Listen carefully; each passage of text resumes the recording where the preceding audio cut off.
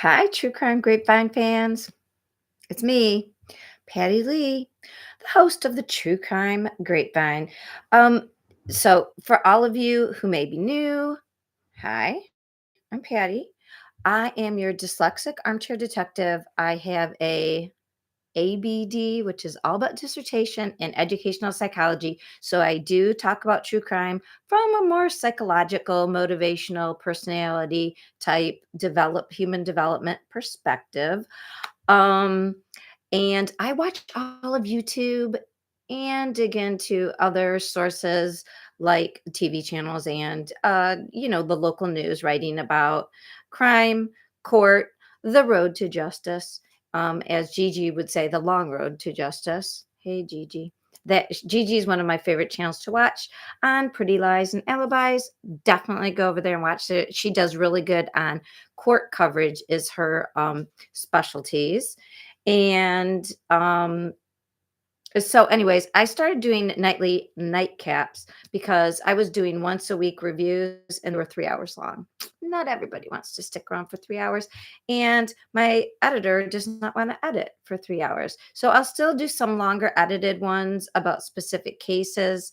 But we're going to do a nightly nightcap. So what do we have for our nightcap? I already did a little update about what I thought about uh, BK and BTK because I do think he is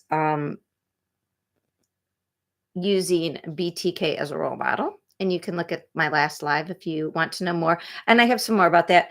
I had Moscow Mule and had a little drink earlier in the evening. Right now, I am drinking with my glittery New Year's cup.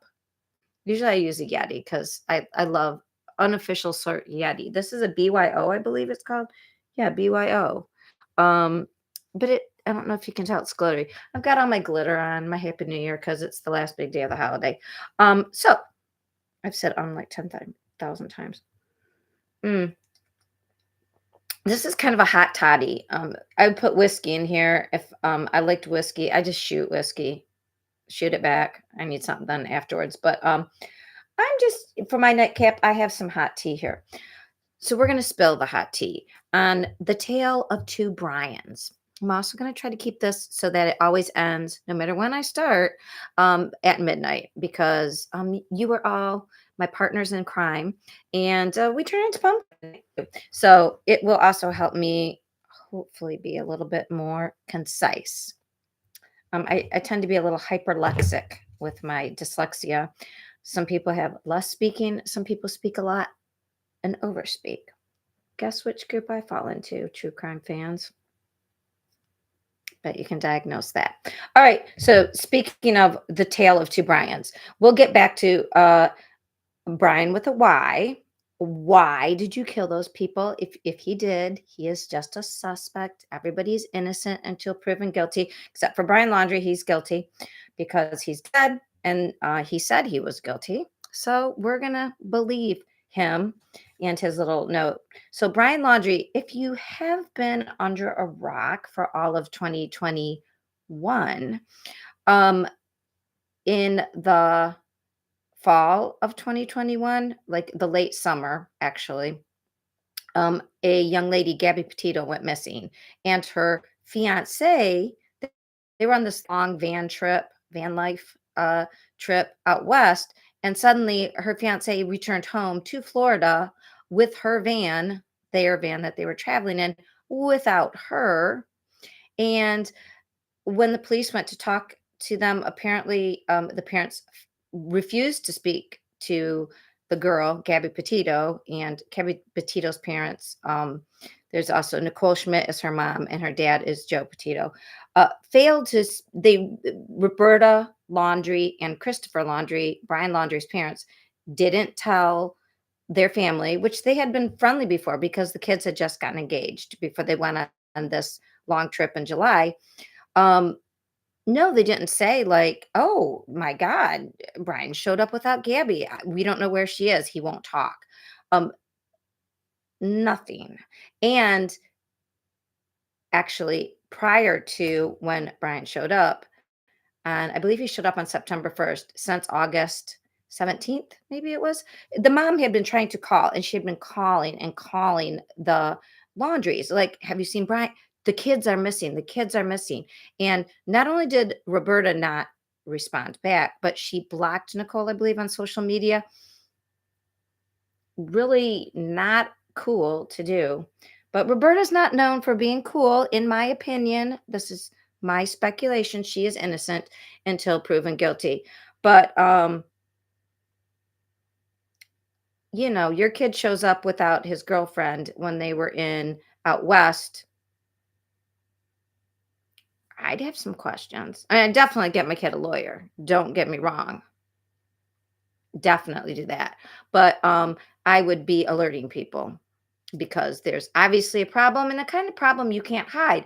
But speaking of hiding, what happened? So it is a long, involved story that maybe I'll make a long video about before this goes to trial. This is a civil case. Sorry. So I guess we don't say to trial before it goes to court. Um, I'll do an update, like a whole package, maybe on the laundry case. Maybe that'll be my first, like, really tried to be well done one. Um, Needless to say, Gabby Petito was found dead in the last place that Brian Laundrie and she were seen together out west camping in a dispersed campground in the Grand Teton National Forest, where Brian left her at their campsite. And he had some cockamamie story. How do we know his story? Well, at first, Brian was supposed to be in his house, and then his parents said, "Oh, he left. We don't know where he went. He left 3 days ago." Oh, actually, he left like 3 days before that, and they had his car, and there was lots of oopses. Just oopsies. We just didn't tell you. Oh, we forgot the date. Now we didn't know this because their lawyer was talking, not a lawyer from Florida. No, a New York lawyer, because that's where the kids had met in New York when they were going to high school, and the Laundries had moved to Florida. Their lawyer, I guess, was a family friend, had done a lot of real estate with them. He was this mouthpiece, and mouth being the operative word because he's pretty talkative. And his little mouth has seemingly got him involved in this civil case. So the civil case meaning that it's not criminal, so nobody's going to jail, but a civil case is when private parties sue each other and it's for damages. And the laundries have been sued by the Petitos, um, separately because they're no longer married. Um, uh, for pain and suffering, basically, for not telling them that what they knew, that their child had been dead, and instead let them just wonder where she was and sent them on a goose chase until she was finally found without any help from them. And they said that caused irreparable pain and suffering, and it was on purpose because they knew the whole time, and that they had lied. How could they lie if they didn't talk, Patty? You ask. Well, let me inform you. Oh, their lawyer who was speaking for them, right? So they didn't have to speak.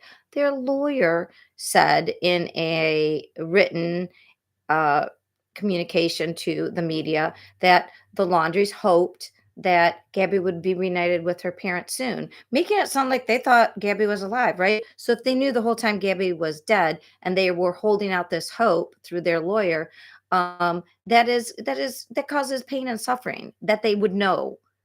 Like, that is something that if the parents knew the truth, they would. I mean, there's no like liar, liar, pants on fire, but kind of like if you lie and it holds out hope for somebody when there is no hope, that is purposefully causing pain and suffering, at least, or emotional distress, is how I sort of understand it. And the Laundries did obtain then a lawyer in Florida and went to court to stop the civil case, and it went forward.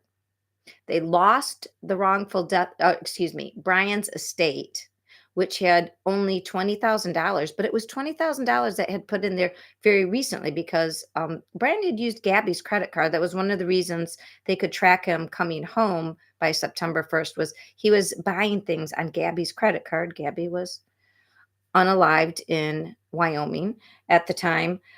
Now, why would he do that if he had $20,000? Well, it seems like that money was somehow placed there pretty soon around the time where he was coming home, had just gotten home, and nobody knew he was home because he got home around September, I believe, 1st or 2nd.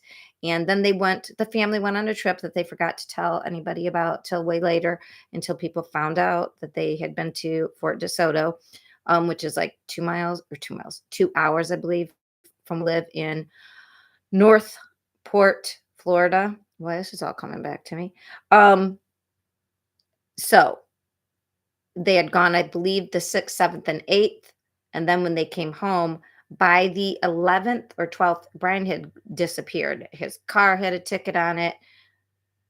The parents went and picked it up. They said he was in Carlton Reserve, where everybody was looking for him because he had gone there for a walk, according to them. Really, it seems like he went into the Matchahatchee Environmental Park, which was where his car was, but his parents were saying he was in at first. I thought, if I'm remembering this correctly, it just seemed like they kept misremembering conveniently what exactly had happened and where exactly they had been. And how did Bryan get $20,000 all of a sudden in his account? Anyways, in the wrongful death suit against Bryan's estate. So, because Bryan had supposedly, the parents walked into the Matchahatchee Environmental Park the day after law enforcement had quit looking. And miraculously, within 30 minutes, they found everything. They found a dry bag with all this information in it. They found other stuff. And then, really close by, they found Bryan's body. The FBI, state police, Northport police, nobody could find Bryan, but thank God his parents had some sort of psychic ability.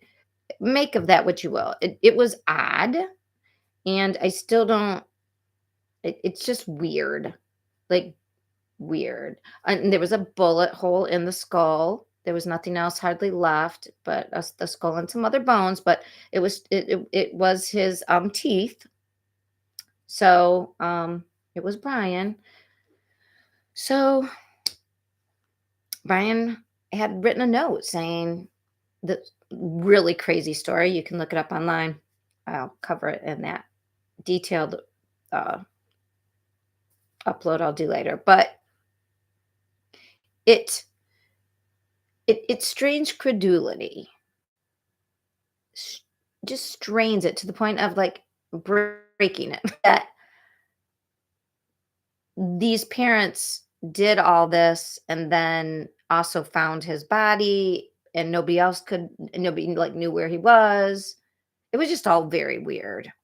Now, so the wrongful death suit against Bryan's um uh estate, the Petito Schmidts won, which was basically they won like millions of dollars, but I mean they were awarded, but in actuality, Bryan had $20,000. So that's what they got. It was of interest before the Petito Schmidt families placed the wrongful death suit. Oddly enough, the Laundries are trying to get that $20,000 back as like the only living relatives of Bryan, which would be their right, I guess. But anyways, they lost that. They lost going forward. They wanted to have it dismissed that they would be able to be sued for wrongful like pain and suffering against the families. And now they're Florida. So the Petito Schmidt family's lawyer is named Pat Riley. Pat Riley has filed, I guess he filed it on December 20th, filed trying a lawsuit because, oh my goodness, the Laundries only wanted to be questioned in their depositions. A deposition is when you basically get interviewed legally. It's like being on the stand, but you're just in a room, but you're sworn in. You have to tell the truth, the whole truth, nothing but the truth. So, God, you're often, like we're doing here, Zoomed, you're often recorded when you do it. I mean, I think you're almost always recorded. And the Laundries didn't want to answer anything after Gabby had died. Like, we'll tell you, those will only answer questions after her death. Huh. And the Petito Schmidt lawyer was like, "Yeah, no, we wanna know more about other stuff." And maybe one of the reasons is the second thing that he just filed, which was so the judge said, "No, the depositions can cover whatever time. It's not gonna be limit that's whatever." Um, he filed a, exhibit. He wanted more I'm sorry, he wanted to compel the, production for discovery of certain things, and one of them is this letter. This letter that we had heard about it before, that Roberta, the mom of Brian Laundrie, had given him a letter, and it said, "Burn this," after reading, and we never really knew what that was about. Well, in this motion to compel discovery, Pat Riley wrote, quote, "The request certainly would include the note Bri- Roberta Laundrie wrote to Brian Laundrie, in which she offered to bring shovel to help bury body." What? Okay, well, that sounds like an accomplice to murder. Um, and it, okay, so that's crazy, right? Like, so now, of course, they're supposed to produce this, and the note was apparently given back to them when they were given back Brian's all his stuff last June. So the body was found in August of 2021, and in 2022 there was these lawsuits started, but also Brian was found in October, I believe, of 20 or November, early November of 2021. And then all the stuff related to his body being found and how it related to Gabby disappearing and everything. It wasn't until just this past June that the family got back all of the FBI was finished with things, and they gave back things back to the family, Brian's remains from being found. Now, uh, everybody was talking about the 8 pages that we knew of the notebook that Brian had committed this story down about, it seems implausible about Gabby's demise. Um, but this other note was sort of mentioned, just the outside, the burn before reading. Or maybe it was found in the camper that was in the laundry's driveway. Anyway, now we know it says something about a shovel to bury a body. Now, this is the best. And I happened to write this. Let me take a sip. On a comment. Whose channel did this? Um, I forget which creator it was. Um, oh, it was WFLA. Hey JB, hashtag hey JB. JB Benson is the one of the he's the digital like main newscaster for WFLA, and that is out of Tampa, Florida. So, and he covered all of the Gabby Petito, Brian Laundrie case, and still is on, and still doing so. Anyways, so they had talked about this thing, and Bertolino, Stephen Bertolino. Now he is being, the Petito family is trying to get him added to the lawsuit because he was the person who wrote, um, the Laundrie family just wants Gabby to be reunited with her family. Now, if he also knew she was deceased and he was helping them lie publicly, you can't assist your clients in a lie. That's part of being a law talking guy or gal. You're not supposed to help people lie.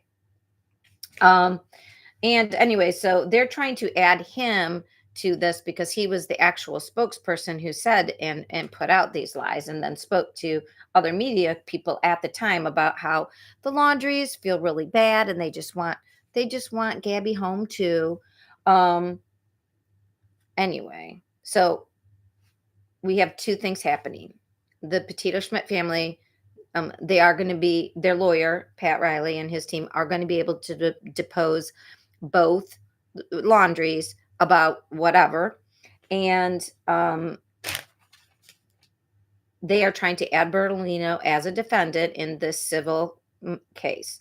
That, to include Bertolino, is going to be um, done on January 24th, as far as we know right now. So that will be fabulous. I'm going to put that on my calendar so we can watch for that. And then there's going to be a hearing in motion on the Lauundries to produce the documents that Riley is seeking, including the letter. And that is scheduled for March 13th. And so he kind of already played the card of letting the public sort of in on why they want this burying a body. I just have to say, now Stephen Bernalino is blabbing again.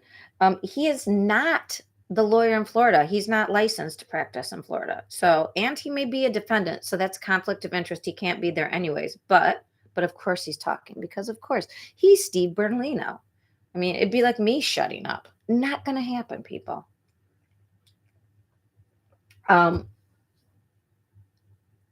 Why he came out to talk is beyond me. What he's trying to do, he really should use his Fifth Amendment right to be silent, right? Because anything you can say can be used against you in a court of law. Why do I say that? He said, no, this is just a personal communication between a mother and a son, and it's private. It has nothing to do with the case, and it shouldn't be introduced. That's ridiculous. The shovel body, that it was written before the kids ever went on their trip. And my answer to that is Steve Bertolino, hun,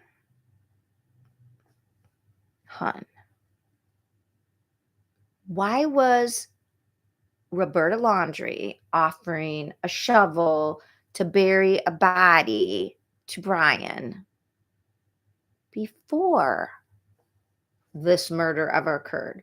Because all I can think of is, so Bryan committed another body needing to be buried.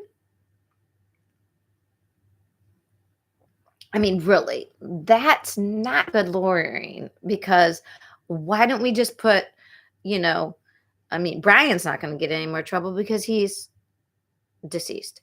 But Roberta doesn't need Stephen Bertolino throwing her under the bus for another murder. Is that better?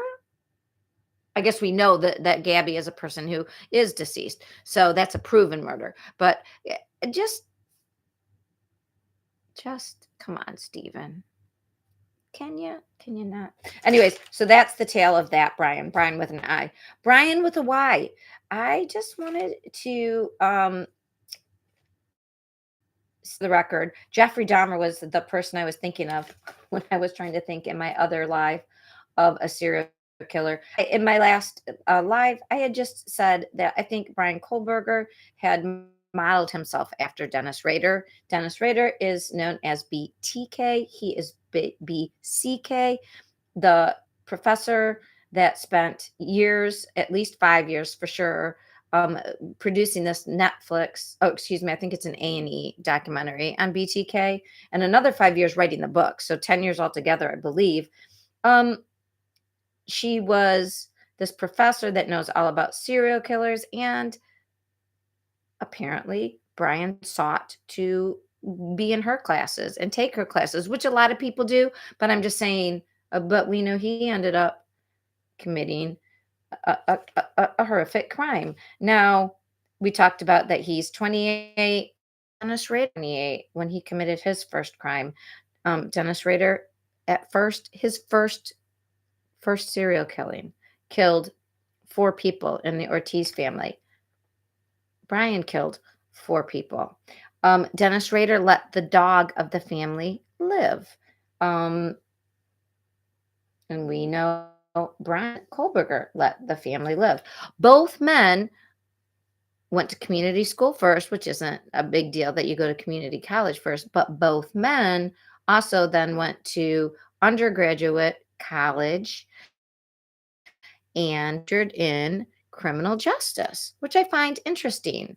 So is Bryan following in BTK's footsteps? Because there's enough, I mean, there's enough known about Dennis Rader long before Bryan was a grown up. So if he had these sort of urges and similar feelings, did he read about different serial killers? Did he find something that he felt was what is that word? Um, when you have simpatico with someone, like you feel like, yeah, I get that. I mean, did he choose him as a role model and then choose to go to the school where the lady who was writing books about him was a professor? I don't know. The other things that I wondered about that were similar. Oh, when they talk about how like targeted, there I just watched the entire documentary that Dr. Catherine um Rams. Why do I hit blank on her last name? Ramsfield? That is not it. I wrote it down. Ramsland. Ramsland. Think of a bunch of rams on the land. Dr. Ramsland, uh, her documentary about BTK, a serial killer, it was produced by Annie, but it is available, the full thing on YouTube. Go YouTube.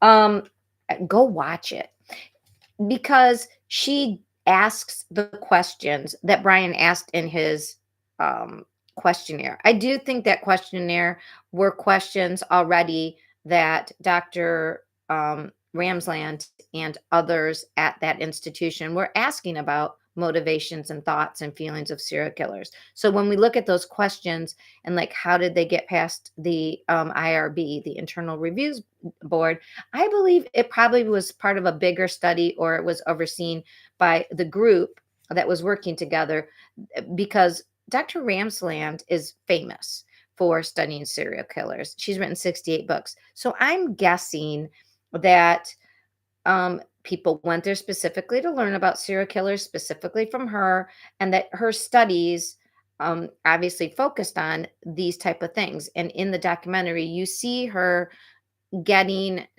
Dennis Rader to reflect on like, why did you do this? Well, what were you thinking? What were your thoughts and feelings? What were your strategies? All the same questions on Bryan's master's thesis questionnaire that the internet is going insane about. So please, when you hear that stuff, remember it didn't happen in a vacuum. And if anybody just creepily wrote those questions in a program that wasn't being led by or at least influenced by a famous serial killer researcher and investigator, I think that would have rang some very strong alarm bells. I just wanted to say that. Yeah, so interestingly, Dennis Rader killed mostly, it started and continued when he was at college. Now, he was a married man with kids. He was a Boy Scout leader, a church leader, and became a compliance officer. Oh, that was the other thing. He wanted to be, so he did his college work in criminal justice, or justice administration. Sorry, he wanted to be a police officer and couldn't. I don't know why he couldn't. I don't. That would be really interesting. Why he was turned down. He could not be in the police academy or a sheriff, but he was a compliance officer and did carry a weapon. And people did report that he was very strict, which may remind you of how people report about Bryan Kohberger, that he is, they said as a TA, as a teaching assistant, he was very strict. And people said, he wanted to make sure you knew he was smart. He was kind of snide at times, like thought he was smarter than everybody else, which was something Dennis Rader, especially as BTK, was also known for. Um, so yeah, they both worked security. Bryan, you may have heard this, worked for his high school, the Pleasantville High School. He was a security officer, kind of like a compliance officer, right? Not dissimilar. He had worked in his high school, I don't know if he went to school in Pennsylvania, DeSales, maybe he lived at home, it was close enough. So he worked there until 2018. So until he probably did his master's was completed in 2022. So if he started it in 2020, so maybe while he was working in he went to community college. He also did vocational school in HVAC, like heating and cooling stuff. So I don't know if that's when he was. There's speculation and complete. It's just speculation, people, that he had a drug problem, and maybe that's why he lost a bunch of weight between junior and senior year. Got very aggressive.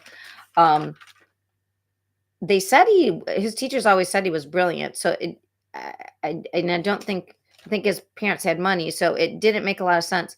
Except maybe if he did have some sort of addiction, he just went to community college. First, he went to vocational college, a tech school, and then went to community college before he then finished a 4-year degree and then did a master's.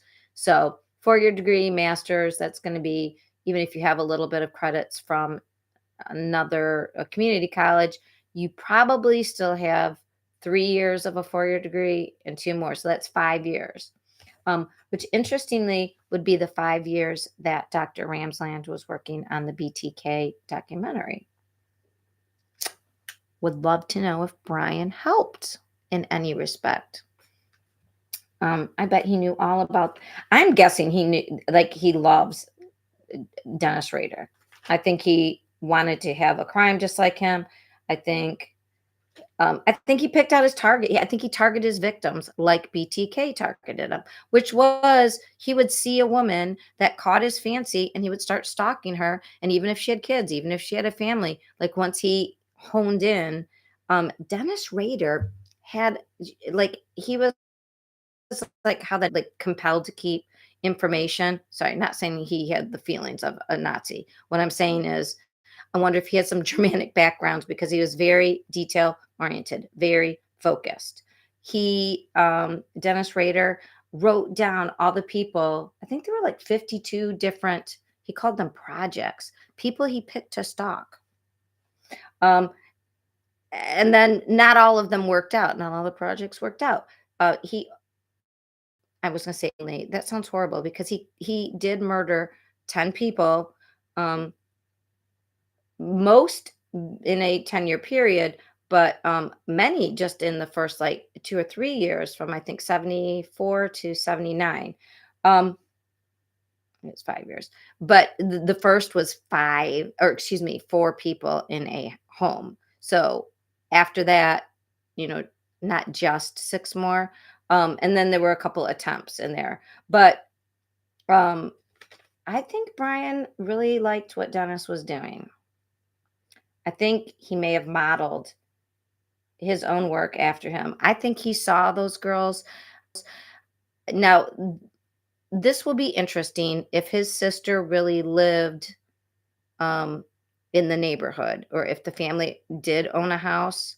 If his sister, 2 older sisters, I also wonder, I don't know that much about his mom, if she worked full time, but with Dr. Ramsland being this expert that was at his institution of learning when he was doing his undergrad and master's, and she was the expert on Dennis Rader, it just makes me wonder, like, did he want that attention that she was giving to Dennis Rader? Does he want that attention on him now? Like, interview me.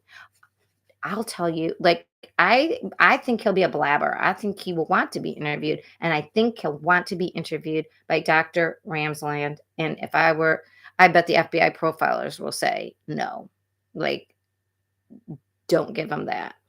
I'm just guessing, but what a manipulator, right? I think this is complete conjecture, people, but developmentally, we know that maybe something may be off about brain chemistry, like actual structural differences, like the amygdala, which is like way inside the middle of your brain.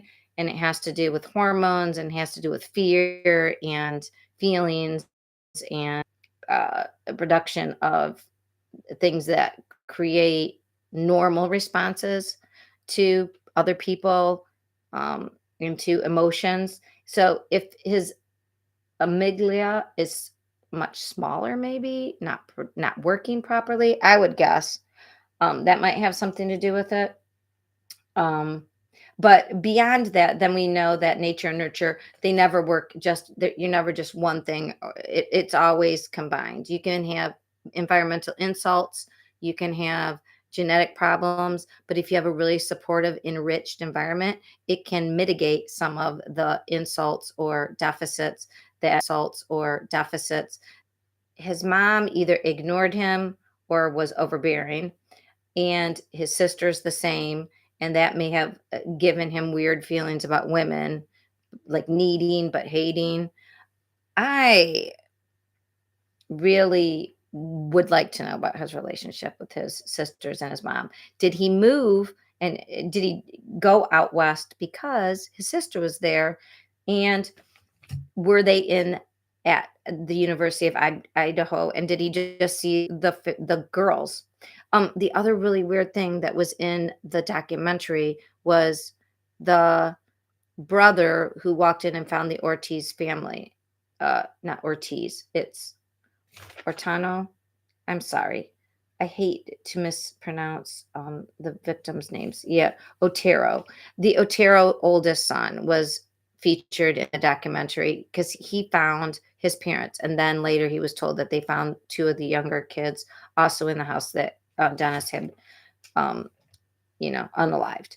And um, he said the very same thing that Steve Goncalves said. And I mentioned this last time, but I think it's important. It's so strange that he would say, like, his mom and dad, they had like this great relationship. The family was so together and loved, and that everybody wanted to have what they had, and that they lived together and had this great love relationship together, raised a family together. Then they died together, looking at one another, holding one another. And then think about what Stephen Goncalves said about Maddie and Kaylee, that they lived together, grew up together, and then died in the same room, in the same bed together. It kind of was a weird reflection, not just all these things that Bryan uh, Kohberger seems to have purposefully or not done the same as Dennis Rader, but also like maybe wanting to have what other people can't and ruining it because you can't have it. Did he see these kids having this great life in this house near his sisters or just online? I think he had to have run into them somewhere. And that's how Dennis Rader said he picked his victims. He described it how Jeffrey Dahmer described picking his victims. They just show up. And it makes it sound like kismet. You know how people say like falling in love? These serial killers describe finding their victim the same way as regular people often describe falling in love. Like it just happened. They were the universe like brought them to me. And so the other opportunity might have been there were pictures of Kaylee, yeah, Kaylee. No, I'm sorry, I think it was Xana. Xana Kernoodle and her sister went to Washington State. So she went to Washington State for there was a picture of her in like a Theta, but it was a Washington State one for a game with her dad. Did Xana bring her girlfriends? Did they ever all go together to visit her sister? And did he see them there and then start, you know, looking them up? We don't know. But there were plenty of opportunities for them to overlap. All right, so that was the story of two. Oh, it's right before I was going to say noon. It's not noon. All right. My true crime fans.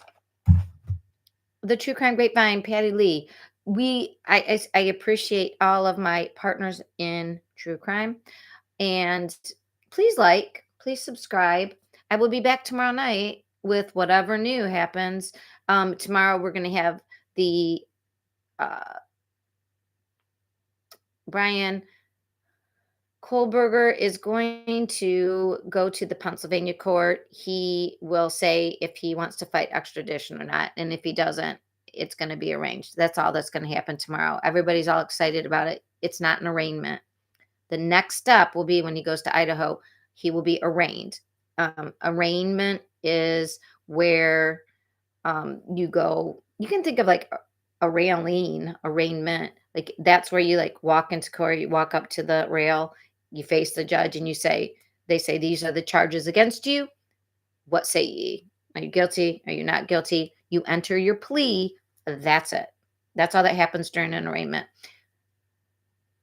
Chief Fry said after the arraignment that that's when I believe the Idaho Supreme Court says that they can release the affidavit, the cause. And that usually tells us a lot. And he said he would do it. So hopefully it's not redacted heavily. So, but that's going to be a while. We don't know how fast he's going to Pennsylvania to Idaho. Hopefully by the end of the week. Trying to think of anything else coming up this week. Nothing. I know there's stuff. There's true crime all the time here on the Grapevine. Anyway, so yeah, I will catch up about it. We'll have a nightcap tomorrow night, and if anything exciting happens, I'll jump on in between. All right. So, hey, True Crime Grapevine, partners in crime. Bye.